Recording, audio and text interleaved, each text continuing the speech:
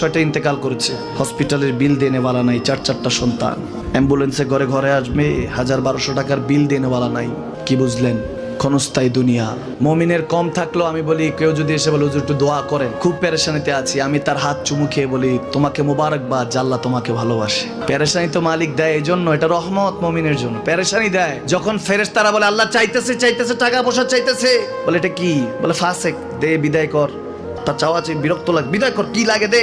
মমিন যখন চাইতে থাকে আল্লাহ আমাকে কিছু লাগবে, যখন একটু করে চায় আমার মাটাকে সুস্থ করে দাও, বাবাটাকে আল্লাহ আমার স্ত্রীকে, আমার আমাকে একটু তৌফিক দাও, চাইতে থাকে মমিন। আল্লাহ বলে যখন ফেরেশতারা দেখে মমিন চাচ্ছে, দেরি করতে পারে না, তাড়াতাড়ি খাজানা নিয়ে দিতে নেবে, আল্লাহ বলে রাখোস না, এত তাড়াহুড়া কিসে?